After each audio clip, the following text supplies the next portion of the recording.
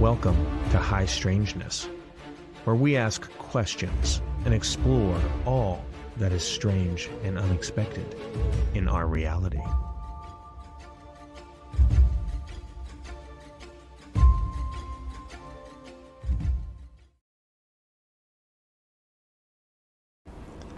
Welcome to High Strangeness. I'm Tony, and this is the place where we look at all things strange and unexpected in our reality.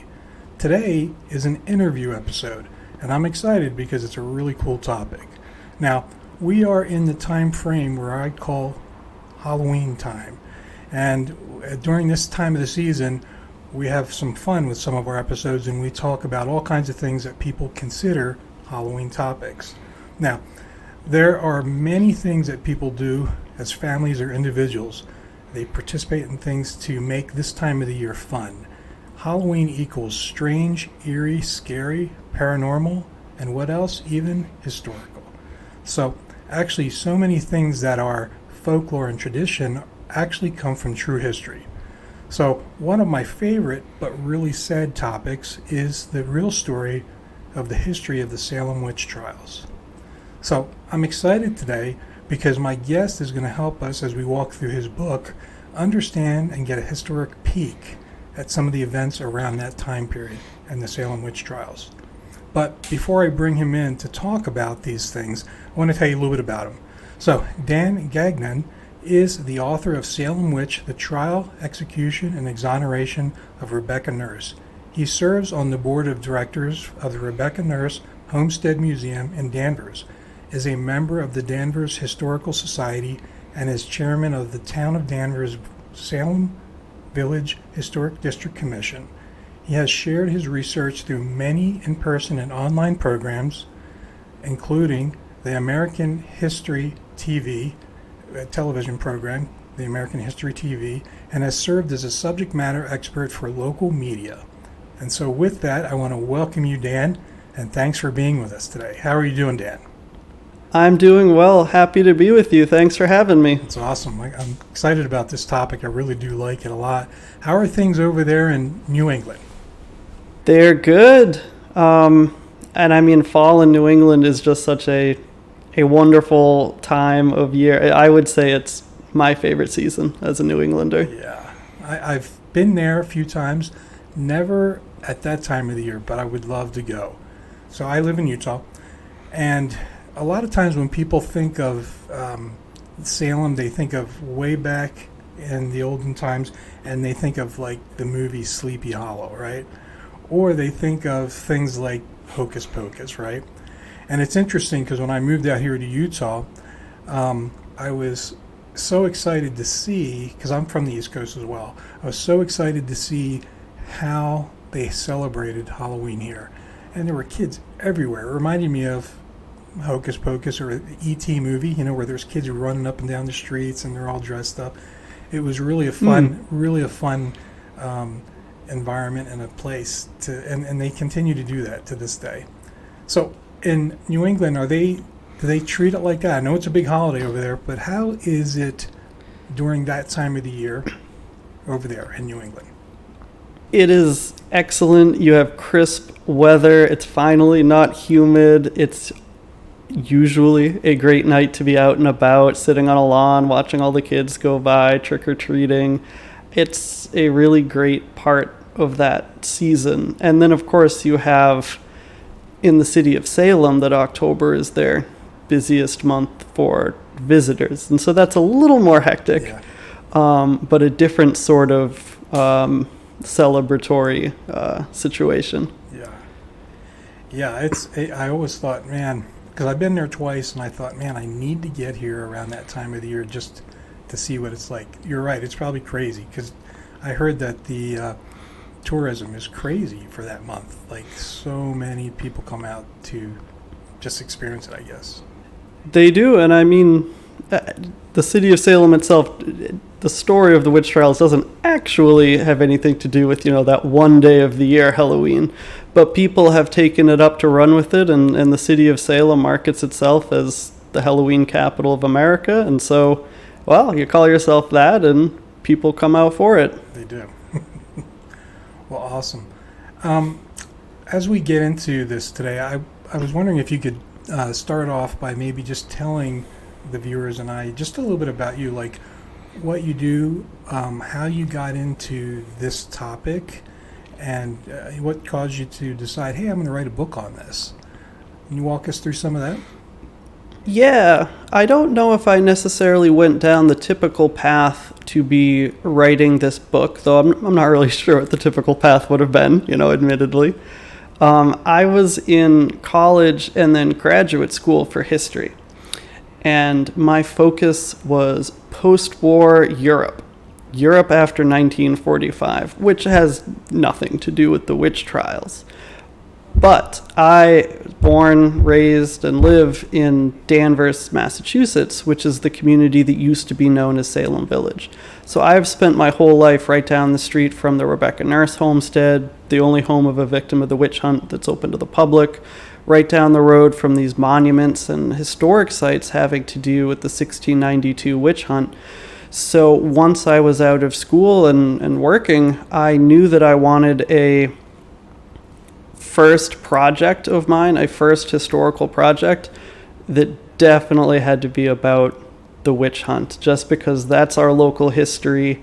And I always felt as though there was more that hadn't been said or perspectives that hadn't been taken. There are, hundreds of books about the Salem witch hunt.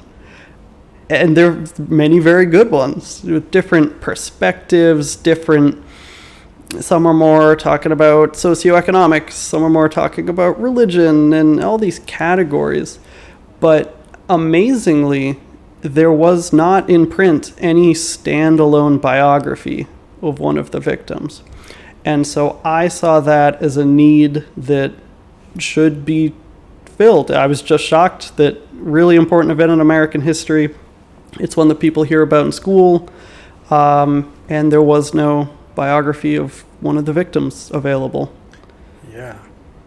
And especially this one, right? Like Rebecca Nurse, very interesting. I can't wait till we get into this because it's she's just I know a little about her situation, and I'm just like, that's really more people need to know about it, right? So it's great that you wrote a book on that.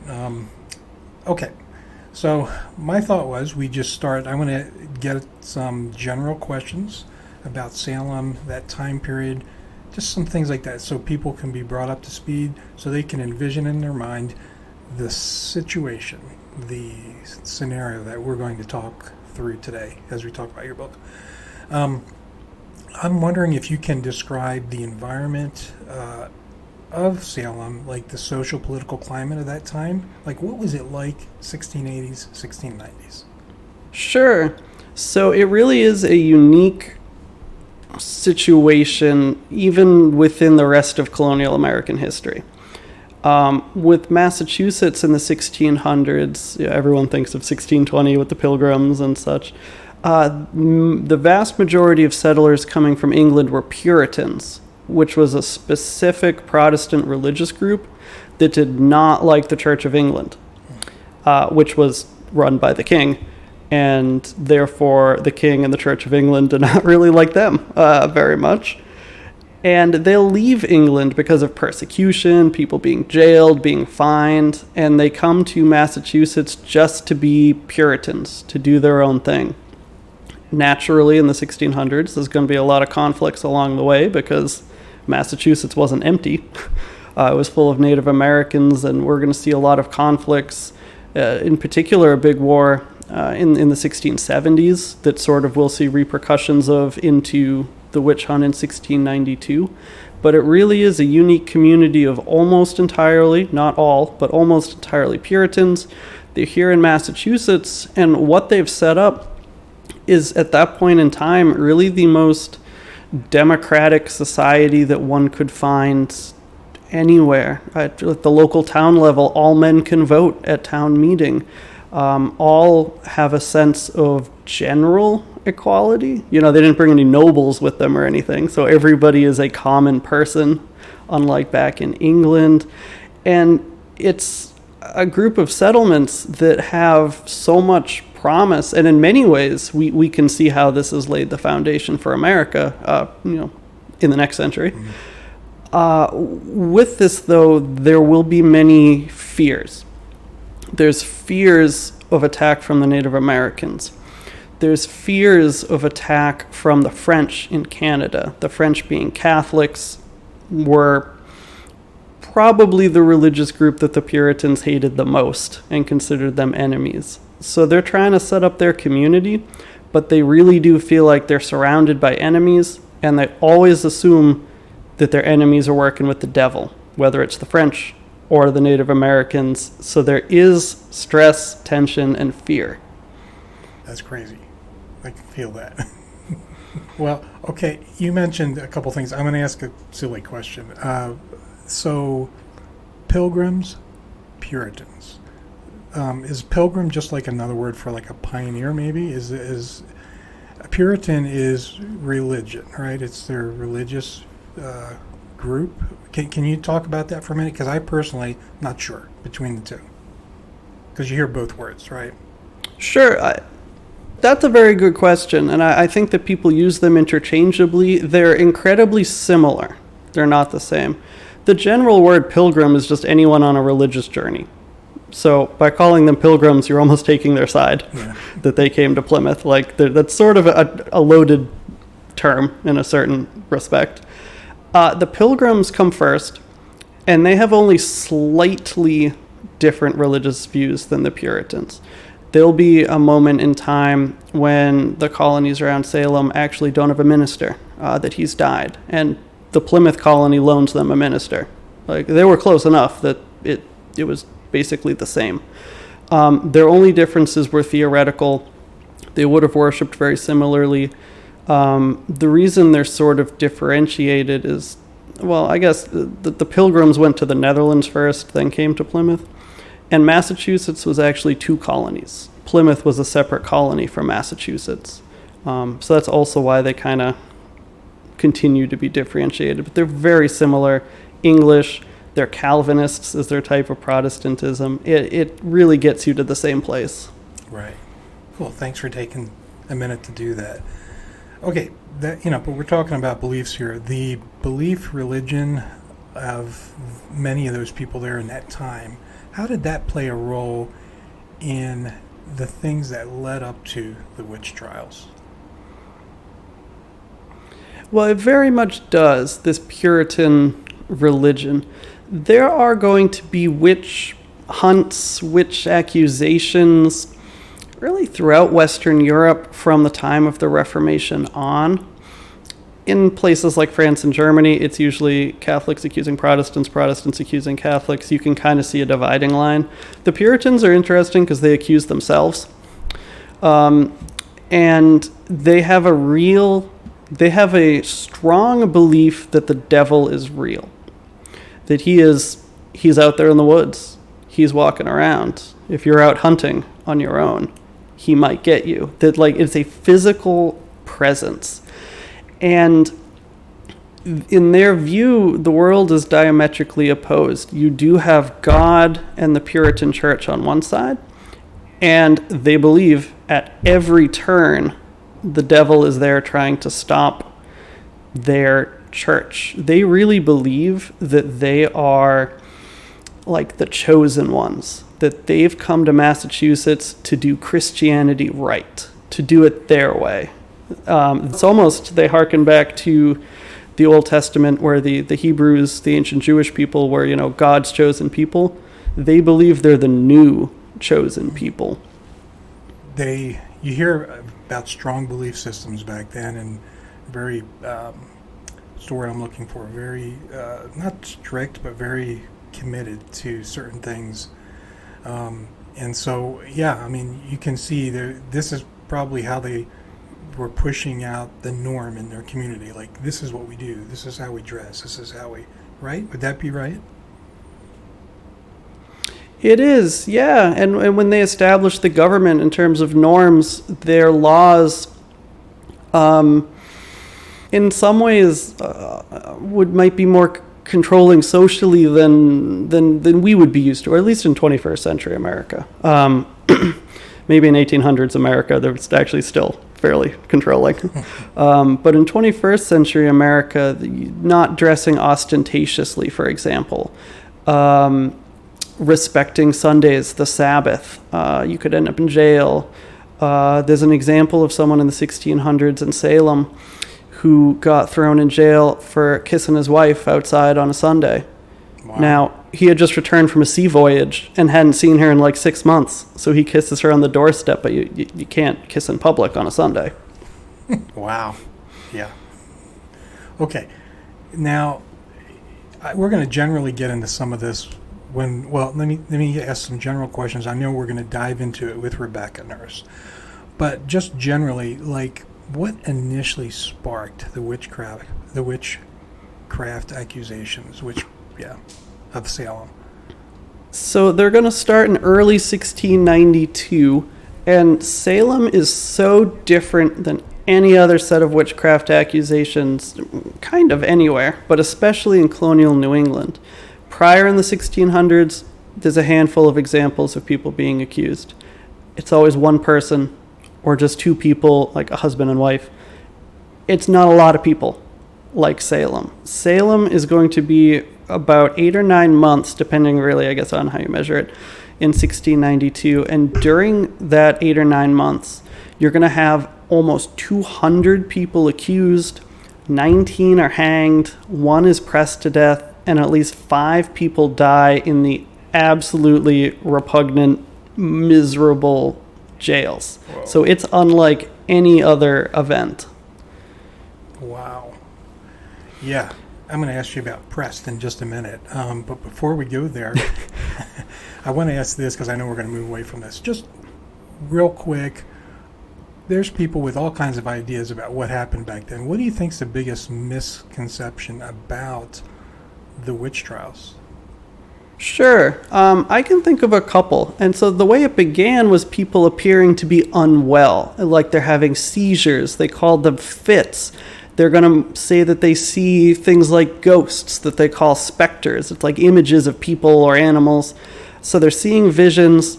They're behaving very strange, thrashing, screaming. They're going to say that those specters are hurting them. They're going to do wild things. We have an 11-year-old Reverend Paris, the Salem Village minister's niece, Abigail Williams, runs into a lit fireplace, and the adults have to like drag her out of the fire. I mean, it is behavior that I'm not even sure if behavior is the perfect term here, but the way that it appears is absolutely frightening to people. And really the heart of our issue, therefore, as you ask this question, is what causes this? And we have many misconceptions here. There are those who've put forth theories of all sorts of like physical illnesses that could have done it, and none of them make sense. It cannot be a physical illness that did this. But some of those examples will be diseases that they might have gotten from a tick, mosquito-borne illnesses, which back then it was colder, there were fewer insects, so that right away doesn't make sense. Yeah. People have this idea of ergot poisoning, that you could have eaten bread that had, or particularly rye, that has a mold on it that can be hallucinogenic.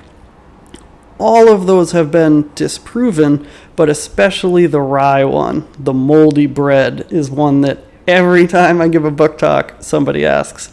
Every time there's a History Channel program or any channel, they always talk about it, even though it doesn't make sense. I mean, the way that these fits happened, they're reacting to things. Like, you don't choose when you get a stomachache. Right. You don't choose when your illness flares up. And the moldy bread doesn't work because in many instances there's only one person in the family who showed symptoms. Well, the whole family would have been eating the same bread and so forth. It doesn't make sense. But I really think that physical illness, and I see why people want one of those to be the answer, because it's easy. We want the one answer that solves the whole thing, and there is no one answer. Yeah.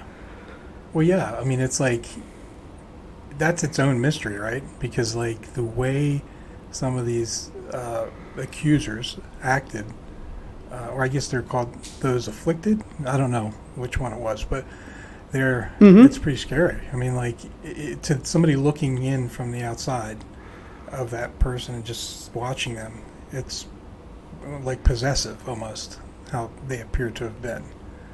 It's crazy. Yeah, and in terms of what causes these initial fits, I would view it psychologically. Each of the afflicted that then become accusers, so we call them the afflicted accusers because they'll become both, has different potentially mental health issues in their background. Some of these, it starts out with young women, had been orphaned, had seen their parents killed in wars with Native Americans. It starts in the minister, Reverend Parris's household. His daughter and niece are the first two, who are 9 and 11. And that's a household that might be running out of food that winter, running out of firewood. He wasn't getting paid. And so you have a household that's like the stress of struggling to survive a New England winter can sort of reawaken some prior mental issues. Now, as it goes on, as we may talk about later, there'll also be parts of it that are just fake accusations. But I do genuinely believe that there is a real cause innocently at the beginning, not that it stays that way, but at the beginning that it was genuine. One of the craziest things that I'm kind of aware of is I did not know that there were even men accused of this. And I guess here in Salem, 5 or so out of 20 were men. Do I have that information right? Yeah, that's something that's more unique among Salem, is the number of men who are accused. It starts out being only women in just the first couple months, which was typical of New England witchcraft accusations, was predominantly women. The same was true back in Old England. There's an association, unfortunately, there. With Salem, it's striking how many men were accused and how many were executed. As you mentioned, it's about a quarter of those who were killed were men, which is unheard of. And it's men who, some were the husbands of women who were accused, and some were not. Some were really important. They accused Philip English, who was the wealthiest man in Massachusetts, of witchcraft. They're going to accuse and execute George Burroughs, who was a minister. They kill a minister for allegedly being a witch. It's things that you never would have expected. To me, that would have been just frightening. As a person in the community, there was nobody safe. When you think of that, it's like it could be anybody, and it's at the whim of these young women who have an event, right? That's pretty scary. Like, I'd probably move. I mean... You're right in the sense of the fear. I mean, it's men, women, it's young, it's old. The youngest is 5. The oldest is somewhere in his mid-80s. We can't really be perfect with ages back then. But yeah, the rich, the poor, the powerful, the not powerful. It would be a time that one could not imagine living in such a community. Yeah.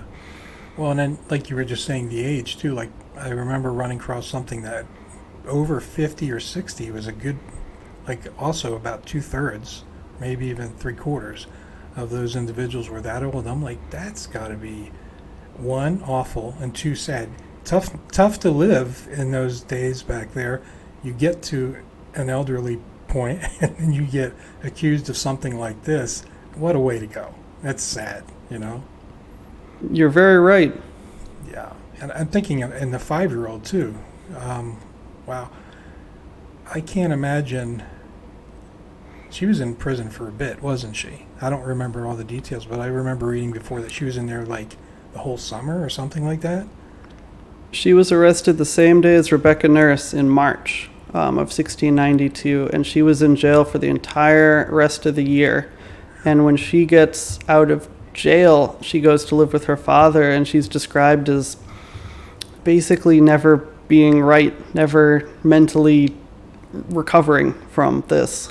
Yeah, how could you, right? I mean, that's, wow, a 5-year-old traumatized permanently. because of something like that.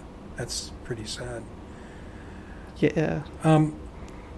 The legal process, how that worked back then. I mean, what was a trial like? And then what sort of evidence would they allow to be used for these trials? So with the legal system that they used, in some ways it's remarkably similar to our own with some important differences. But in a certain way, as you go through this process, it is almost a little frightening how we haven't changed that much. We have in some key underlying ways, but it almost seems too familiar as one reads about it. What would happen is you didn't have police back then. So you'd, for any crime, two men would have to basically fill out a form accusing you of a crime, go to a judge. The judge would order you to be arrested and brought before whoever the local judge was. In our case of Salem Village, the two local judges that were from downtown Salem, it was John Hathorne, Nathaniel Hawthorne's great-great-grandfather, and Jonathan Corwin, whose house still exists in Salem. They call it the Witch House, even though he was a judge, not someone accused.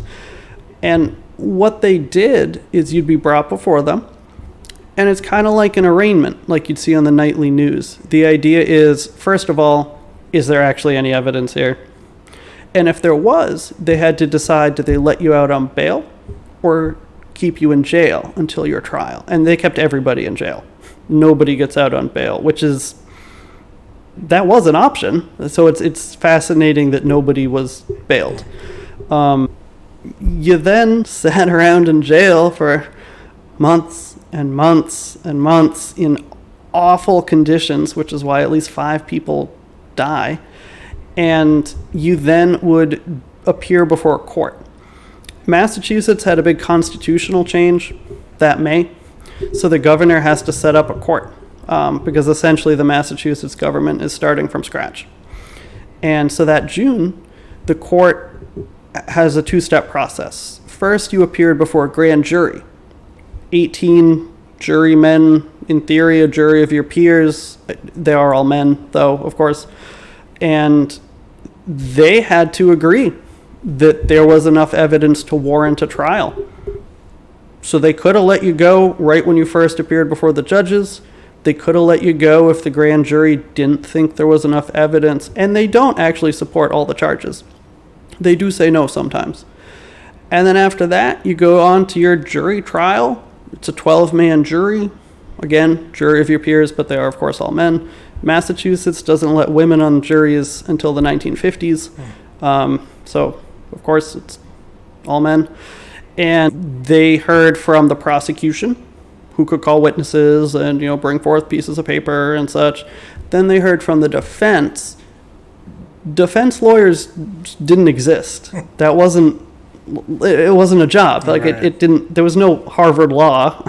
Harvard only trained ministers, and that was the only college in the English-speaking North America. So there was no law school. There was no lawyers, but you could have a person help you, act as your agent, essentially running your defense. They just weren't a lawyer. And so they could call witnesses, they could bring forth petitions and paperwork. And when all was said and done, the 12-man jury had to deliberate and reach a verdict. You're right. You can see some of it today. I've done a jury duty before, and I'm trying to compare them in my mind, right? But yeah, I bet you people were just petrified when they got accused and they had to stand in front to have these people just decide what's going to happen to them.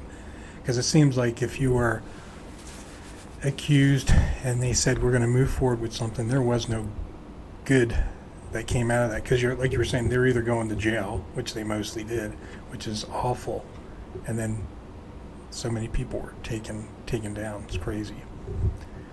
Okay, so I really appreciate you sharing some of those details, helping people understand what it was like generally at that time. And towards the end of the call, I'd like to also ask you a couple other questions, like, what what we think the impact was to the community, and then how it all ended. But let's do that a little later. I just hope I remember. I want to dive into Rebecca Nurse. Let's get into your book and take us down that path. So please go right ahead. So I picked Rebecca Nurse. I could have picked, I suppose, any of the 200 people who were accused, knowing that I wanted to write a biography of one of the victims. And I picked her because at the time, she seemed like the least likely out of all the people who were accused. And I figured by picking and examining the least likely, again, that's according to Puritan beliefs, it's not according to our beliefs. By picking her, I hoped that it would reveal the most about the witch hunt, about how it worked, about why people were accused. She, prior to 1692, not wildly remarkable. And that is a great background to explore, because she is fairly typical. It then seems so much more bizarre and strange what happens to her. Now, she was an important member of the church. She's well respected in the community, so in that sense, above average, yes. But again, those things make it even less likely that you would have been accused of witchcraft. She had been born in England, 1621, came over at the age of 14 around 1635, lived in downtown Salem, got married, lived a little west of Salem, and then 14 years before the witch hunt in 1678, they moved to Salem Village, where they'll live during 1692. Her husband, and they have 8 children, and a large farm. So that's her backstory, and again, it's actually very striking, its ordinariness. Yeah. And that without the witch hunt, I mean, her name might have appeared on just 1 or 2 pieces of paper and would not have been really a historical figure in this sense. Wow. I mean, that's what makes it the more terrifying, because you couldn't even just be a normal person. Like you said, some big people, wealthy people, and I think the proctor, his name was Proctor, I think, was a pretty established, well-known person, and he gets picked, and then, my gosh, it's like, I would want to leave the minute that started happening. It just seems terrifying. Okay, Rebecca Nurse. So in your book, you start to, well, let's walk through, like, where do you pick up with Rebecca? Like, I know you go through, when she gets accused, and even later, like she gets exonerated and stuff like that. How did you approach the book? So, like, you decided to tackle this subject in what way? One of the reasons I think that there really hadn't been a biography of any of the victims of the witch hunt really was it's so hard to research these people prior to the witch hunt and find out their lives. A lot of my information came from looking for her husband's name on documents. Like, at some point they adopted a child. Well, that's done in his name, even though you know who's really adopting the child here. It would be the mother of the family. And so kind of through the lens of him. And the way that I see this developing really is the after they moved to the Salem Village community. That community has a lot of problems. And potentially, had they not moved to Salem Village, they would not have been caught up in this event. Salem Village had fights with previous ministers. It's a community full of disputes. And although the nurses aren't party to any sort of faction, it's living in that community full of disputes when these people start to be unwell, afflicted, having these fits. That's really the setup for it. Nurse is the 5th person to be arrested on charges of witchcraft. The first 4 were all people, women, who, from the view of a historian, they really fit the typical Puritan view of someone who might be a witch. The first 4 all had something in their background that would have made them more suspicious. The first person accused is Tituba. She is Native American slave from South America. She's the minister's slave. So she lives in that house where people first started to be unwell. I mean, that's suspicious, just proximity. She's not a white British person. She's not originally Puritan. She would have stuck out in countless ways, and so she's accused. Then you have Sarah Good, who essentially homeless, and a beggar,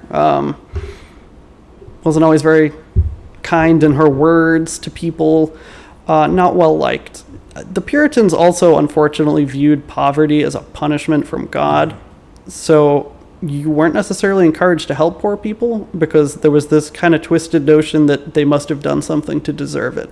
So being poor actually would have primed a witchcraft accusation. Sarah Osborne, the third one, had a lot of fights with her family and such. And as this goes on, it's just striking how they get accused, arrested, brought before those first 2 judges, Hathorne and Corwin, and their guilt is just assumed from the beginning. At most of those initial hearings, John Hathorne, the judge, asks his opening question. It's always phrased slightly different, but many times it's, how long have you been a witch? It's not, are you a witch? That's the beginning of your hearing. Wow. So that guilt is so assumed against these people. And then we get to Rebecca Nurse, which is utterly a shock. And it's one that people do react differently than the first 4 people accused of witchcraft, because she does not fit any sort of understanding of a typical witch. What historians have come up with that could lead to statistically more likely to being accused of witchcraft, the only one she fits is that she is a woman. But she did not have any fights with her family, did not have fights with the church or the government. She got along fine with her neighbors. She never had any inheritance disputes or items like that. And moreover, she's sort of slightly absent from the village. When she's arrested in March, she said that she had been homesick for 8 or 9 days. She's been sick in bed. She doesn't know what's gone on those prior 2 weeks. She has heard from her family that there are these afflicted people. And she has expressed sympathy for them, that she does think, she never at that moment said she believed it was witchcraft, but she does believe that something is hurting those people and something is wrong, and she's sympathetic. Her case is also different right off the bat because of her husband.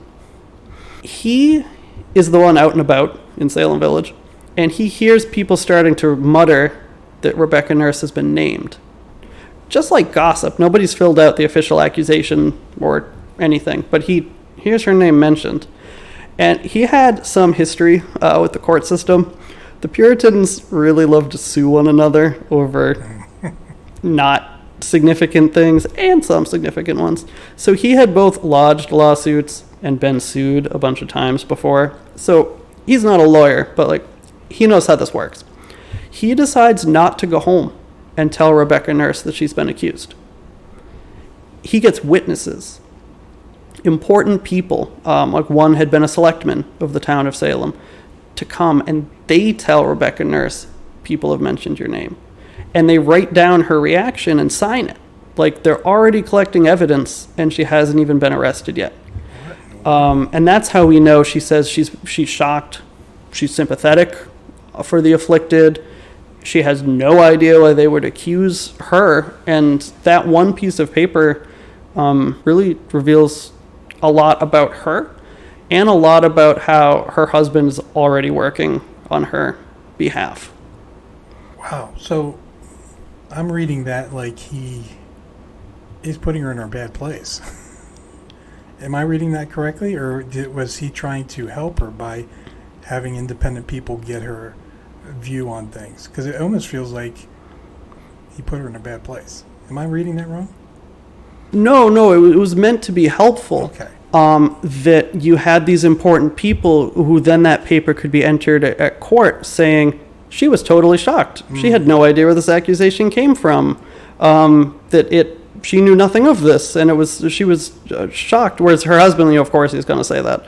But a few of these outside people, that's sort of like the first document in her defense, because once she's been whispered about or gossiped about in the community, she's going to be arrested.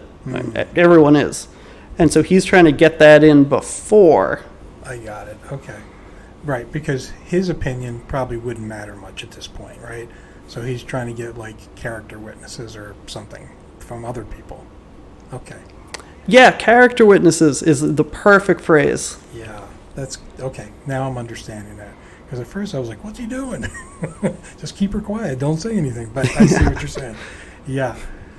The one question I have about this is, because I'm envisioning her as, very much away doing her thing in her home, probably not in town tons. And then, like you said, she was sick for a bit. How in the world did she get on the crosshairs of the accusers? Like, what? Do we know that? Like, how did they pick her out of all the people in town? Of course, 200 people is a lot of people. Well, but yeah. With her case, I think it reveals just how truly meaningless an accusation was. There was no reason.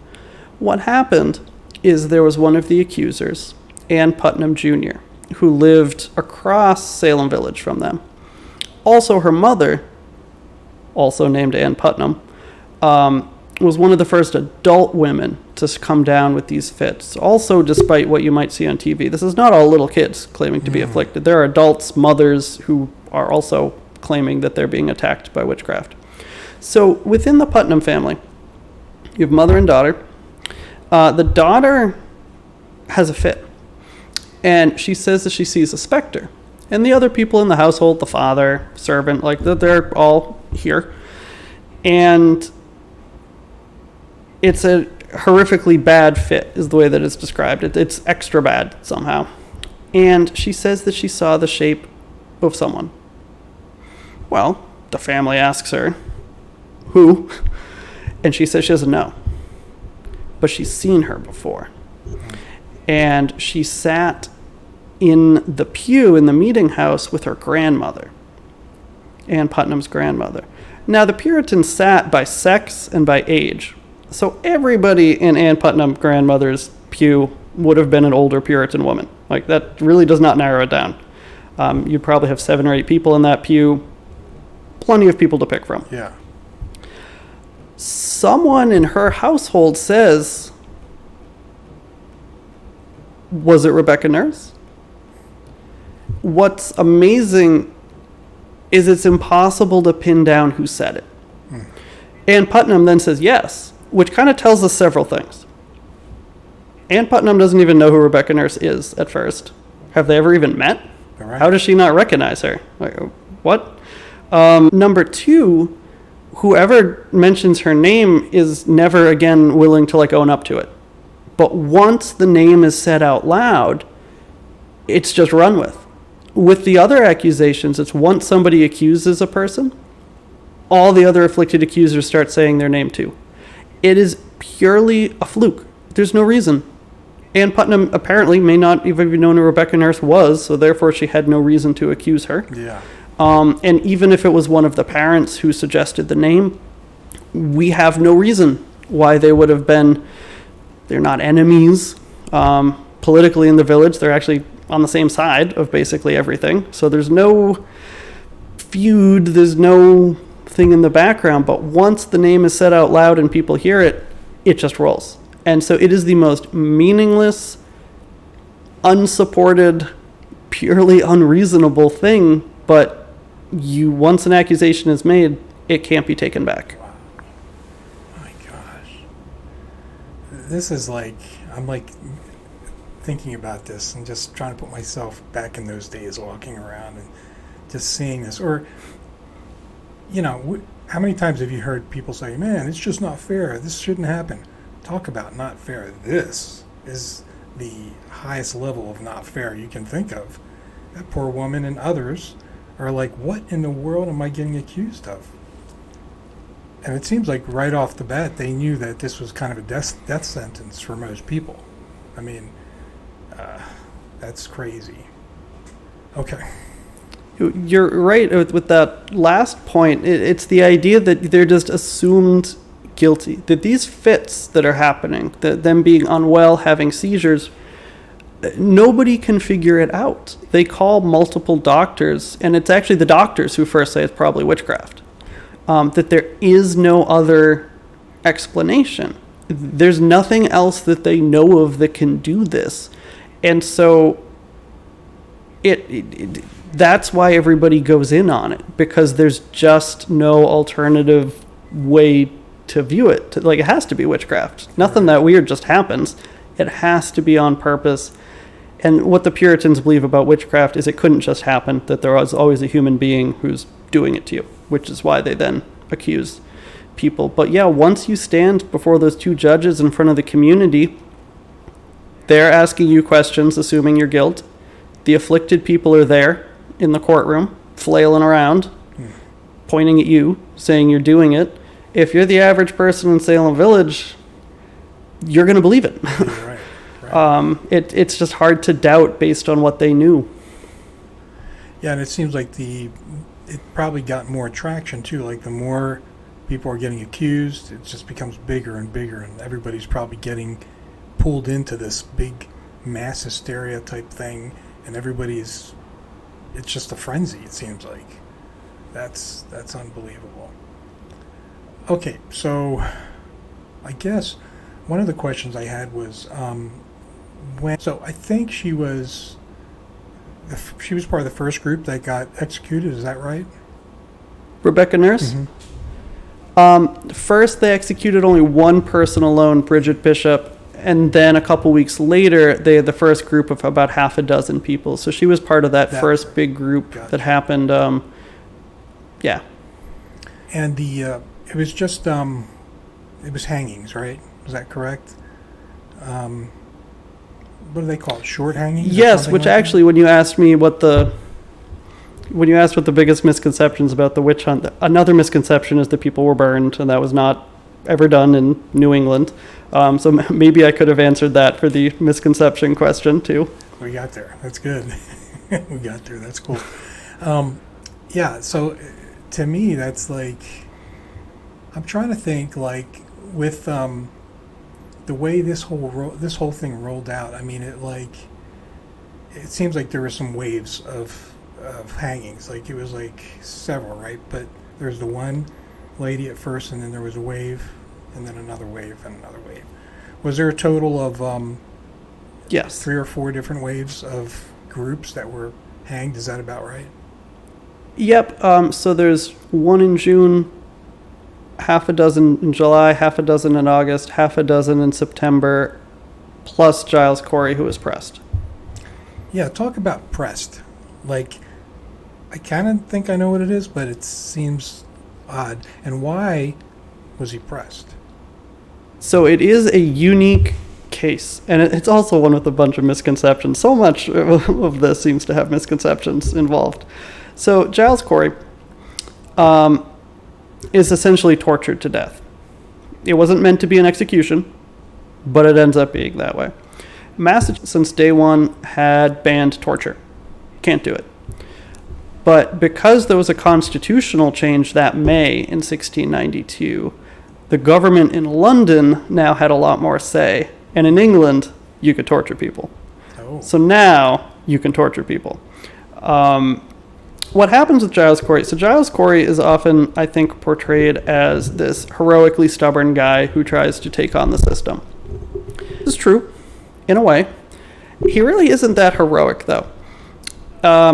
His wife had been accused of witchcraft earlier in the spring, and he really doesn't do much to defend her. Giles Corey was also one of the most hated people around because he had beaten to death his mentally challenged neighbor in the end of the 1680s, and never quite got exactly the murder charge that he should have, and wound up like, and that gets people mad. He's kind of all around, he shows up in the court records as a jerk. So when he's accused of witchcraft, he's seen other people go to trial. People that are actually liked, like Rebecca Nurse, and they're found guilty. And he knows, if he goes on trial, he's in trouble. A lot of people hate him. Yeah, he's not getting out of this. So back then, when your trial began, you were asked 2 questions. First, how do you plead? To which he would have said, not guilty. That's a misconception that he didn't enter a plea. He did, is our understanding. But the next question is, do you agree to be put on trial by God and the country? The country meaning like the court. So you had to actually agree to be put on trial. It's really like a holdover from the Middle Ages. He didn't open his mouth. Well, if he doesn't say the sentence, you can't put him on trial. So you got to make him talk. And so the sheriff of Essex County presses him, takes him outside the jail in Salem, lays him down, puts boards on his chest, and just stacks rocks, giving him more opportunities to answer the question. And now, the legend is his last words were more weight. No 1692 document that says that. But he is stubborn in that sense, and they put too many rocks on him, and he is crushed. And that is how an awful way to die. And what's more awful is, in a theoretical sense, they deem him a suicide because he should have talked. Figures. Wow, it's crazy. Okay. I want to talk about exoneration real quick, too, because I know that you have that as part of your title there. Can you talk a little bit about that? I'm afraid I'm going to miss or forget to talk about that. So. Of course. So with Rebecca Nurse, her case in 1692 is unique. When she, like as I mentioned, even before she's accused, her family, not just her husband, but her whole family will support her. They support her every step of the way. When she's in jail, they're out collecting petitions for her. You can imagine if you're the accused person in a jail cell, you can't really prepare your own defense. So you're relying on people. And her family sticking with her is a really important part of that story. They are there at trial with this paperwork to defend her. After she's convicted, they send all the paperwork to the governor, trying to appeal her case. It doesn't work. And so she's executed on July 19th, 16. But even still, her family will stick up later on. 2 of her sisters are accused of witchcraft, and the family stands by them. After she is killed, and after the witch hunt is over at the end of 1692, and it ends because people realize it was wrong. Yeah. It doesn't take time afterwards. It ends because more and more people are speaking out saying, this is wrong. In the following years, her family petitions the Massachusetts government to have her name cleared, and they do. They are the most vocal, really, out of these families of the victims. They work tirelessly to have Reverend Parris kicked out of Salem Village because he testified against Rebecca Nurse, the member of his own congregation, which is, beyond offensive to the Nurse family. And as they continue forward in generations, the Nurse family continues to live on the Nurse farm. And in the 1880s, she is the first person to get a memorial to her. That her family and just ordinary people, it's not called Salem Village anymore, the name changes to the town of Danvers. The normal people in Danvers donate money to put up this monument in the Nurse family cemetery to her. That itself is really a world historic event. It's reported at the time as the first time anybody anywhere who had been accused of witchcraft got a memorial. That's hard to prove. But what I mean is it goes way beyond Salem. This memorial shows up in newspapers in Paris, in England, in Australia, way out on the western frontier of America. It's a real big deal in the sense of not just remembering Salem, but past wrongs. And it's portrayed that way as trying to right a past wrong. Yeah. Almost all the other victims of the witch hunt don't get a memorial till 1992 Their name isn't carved on a rock until 1992, the 300th anniversary. That's quite a bit later. Jeez. You know, it's interesting as we're talking about this. It just makes me think of even some of the.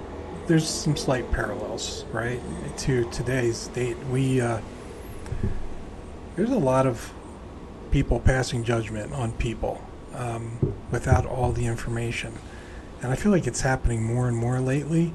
And we should learn from the stories like that, where we should just slow down and sit there and go, what's really going on here? And it's great that in Salem they at least said, hold on, this is wrong, right? And they put an end to it. That was going to be one of my questions, was how did it all come to an end? And what you're saying is intelligence rose up enough, or maybe they just felt bad. I don't know which one it was, but they decided we got to stop this. And so that was community-wide, huh? Yeah, there were critics from the beginning. Right after the first person is executed, Bridget Bishop, the first vocal criticism is actually from the Puritan ministers of Massachusetts. They believe in witchcraft. They believe that's possible, but they don't think the court proved Bridget Bishop guilty. It's a process problem. Yeah. Now, in contrast, Reverend Parris, the Salem village minister, was very gung-ho in testifying against people. So he is different, but the ministers in Boston and the surrounding communities are significantly more cautious of this. They write to the governor after Bridget Bishop's execution saying, these are ways we think this wasn't done right, and he doesn't listen to them. So they write to him again over the summer. Even more ministers who were kind of on the fence. One example is Reverend John Hale in Beverly, the town next door. When they accused George Burroughs, the minister of witchcraft, he goes to visit his fellow minister in jail. And that's a turning point for him, because he realizes, I don't think that person is actually guilty. You know, he's one of us, and now he's in jail. Yeah. So everybody, the light bulb kind of turns on at different times. For the mass public, that fall, the leading ministers in Massachusetts all picked a Sunday and they preached from the pulpit against the witch court and what it was doing. That has an impact. But for the typical person, if you think of us as, average person in Salem Village, you might believe it, you might not. But the more accusations that come, the more likely you're not going to believe it. I mean, you'll believe it maybe, but then they accuse your mother. Mm-hmm. And, well, hold on, something's not right here. So it's like a snowball. The more accusations, you end up getting more and more opposition to it. Yeah, that makes sense. You had mentioned a couple minutes back Danvers. It was the city of Salem. So I was going to ask, what are some of the long-term effects of the witch trial to the community? Like, how did it impact them? What changes did they make? Was Danvers, the name Danvers, did it come out of this scenario where they said we need to clean our reputation and have a different name? Is that where it came from, or is it something else? Not exactly. A lot of people write about it that way. Mm-hmm. It's kind of unrelated. So Salem Village was a section of Salem that was almost independent at the time of the witch hunt. And they wanted to be totally their own town for years before the witch hunt. And the town of Salem kept telling them no. Well, after the witch hunt, they continue wanting to be their own town. And in 1752, so like 60 years later, they eventually get to be their own town. And they're told they can't keep the name Salem Village because it's too similar to Salem. And so the governor picks a name. They had no choice. A name is kind of foisted upon them. In some ways, they probably were okay with changing their name. Right. Because that village, after 1692, even after they let everyone out of jail, there's people going back to their farms, and the guy next door was the one who accused you of witchcraft. How do you live your life in this neighborhood? And these people and their descendants still today, there's tons of people in Danvers that are descended from someone on some side or both sides of the witch hunt. And so that community, it's just hard to imagine. But really one of the most important things was the Nurse family trying to boot Reverend Parris out of there. It took them 6 years to get rid of him, during which time they went to churches in neighboring towns. Like, they're not going to his church. But it's really not till he's gone that they can try to move on. Wow. Yeah, that's got to be tough. But and it's interesting, like you're saying, 6 years to get that to happen. That's quite a long time to have that divisiveness in there. Just I'm sure everybody was agitated. I was wondering about I'm glad you mentioned that it was just children, young girls that were making these accusations, because I feel like that's what you hear, and really, I mostly thought that's what it was. But I am curious about the young women that were involved in some of these things. Like, what did they ever admit to anything? Did they disappear? Like, do you know anything about some of those accusers, those young women? Like, whatever happened to them, and did they ever deal with some of this? Yeah, so each kind of has their own path. Many of them we kind of don't know. Being the younger ones unmarried, they get married, their name changes, they move to some other town, hard to track down. There's a few that we do know. So the minister's daughter, Betty Parris, who was one of the first two to be afflicted, as this continues, he sends her out of Salem Village to go live with basically a cousin. And when she is isolated, not near the witch hunt, she seems to go back to normal. So again, it seems like there could have been a real psychological issue there. And once she's away from what's causing it, that fixes it. Nobody ever afterwards, and she never, she's not testifying against people in court. She's the 9-year-old. So she just kind of exits early. Yeah. With others, especially those who definitely made stuff up as the witch hunt continues. We have Ann Putnam Jr., who first accused Rebecca Nurse. She's going to say later on that she saw Nurse's specter come to her, and Nurse's specter hit her with chains.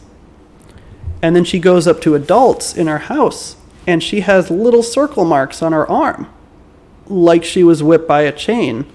Well, that's fake. That's not all in your mind. Someone, either her or someone else, pressed something against her arm to make it look like evidence.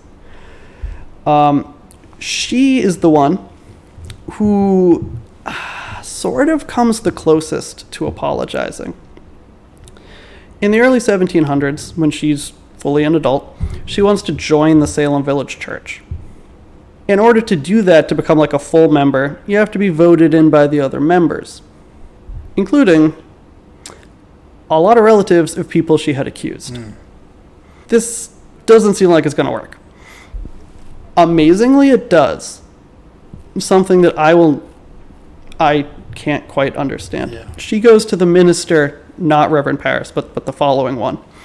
And he says, they're not going to vote you in. You have to make a statement. And this statement is absolutely his words. It is not hers. I mean, first of all, we don't think she could write, so it has to be his words. But it's so, legalistically and theologically written that what it ends up saying is she feels bad for what happened, but she takes no responsibility. She says her father, who's dead, made her do it, so he can't defend himself, and the devil made her do it. So they call it her apology, but she never takes responsibility for her action. It's not an apology. Wow. Yeah, you're right. It's the devil made me do it. That's funny. And the reason I say legalistically written is if she had publicly admitted it was her fault, I'm sure she would have been opening herself up to a whole slew of lawsuits and potentially criminal charges and such. So that's why I think it was so cautiously written, but it means it's not an apology. Yeah, exactly. Wow. This whole story is just amazing. Every time I dip into it a little bit, I learn stuff. It's amazing. your book, is there anything else you'd like to talk about? These are the questions I had, and I really do appreciate the time you spent answering those questions. Is there anything you'd like to talk about the subject in your book? Maybe I missed something or anything.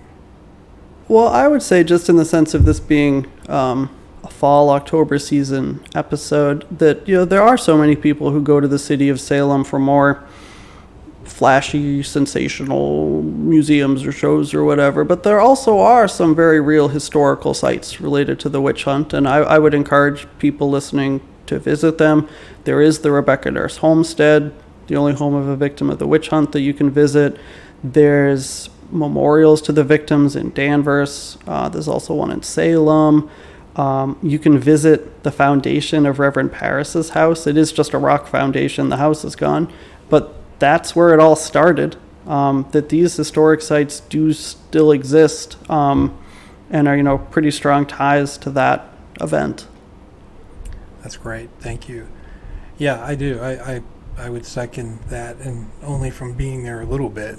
I knew there was so much more to go see and to do. And the other thing to those listening, hey, this is a great topic. Go buy this book, go check it out, and really get some knowledge and get into the mood of just understanding what really happened back there. I probably don't mean to say that it's just fun. It's a fun thing to learn about this, but it's also sad at the same time. But it definitely fits into the season, right? Because society-wise, we've kind of adopted that story into the October Halloweenish type thing. But yeah, so many people know what they know, but hey, learn really what happened. And this is a great book to be able to get that information. So I want to thank you, Dan, so much for being on the show and talking to us about your book and just teaching us about the events and time frame back then. But before we kind of wrap up today, I want to ask you, do you have anything coming down the pike for you? Is there any projects or books you're working on that you can share, what people might see in future months to years? Well, I'm always going around talking about the book at libraries, historical societies, sometimes on television and things like that. And in terms of my historical research, I have been trying to kind of decide what avenue I'm looking down next. I've really been interested recently in, with the buildings or sites that do still exist, like how are those buildings saved? Like, how do we actually still have so many buildings from the time of the witch hunt? And so that's what's piqued my interest and what I've been looking into, and maybe we'll see what comes of it. Awesome. Is there anywhere people can reach out to you if they have questions about your work, or even follow you, or just keep an eye on the things you might be doing down the road? Is there a way for people to see that? Absolutely. My website is danielgagnonhistory.com, which lists like where I'm doing book talks and events and more about the book and such. If there was any news, that would be a good spot. And I'm also on Twitter, or X, or whatever. Yeah. I still say Twitter, as Dan Gagnon USA, where I also will share general history news, but also news about what I might be doing and the book itself. That's great. Well, let me keep you on the line for a couple minutes as we wrap up here, Dan. But this has been great. I really appreciated you being on the show, and I just appreciate the information and learning about your book. And I want to just say have a great fall and a great holiday season. And for the rest of you out there, remember, there's a lot of strange and unexpected in our reality, so keep your eyes, ears, and minds open, and until next time, stay safe. Thank you for listening to High Strangeness. This was a glance at some of the strange that exists in our reality.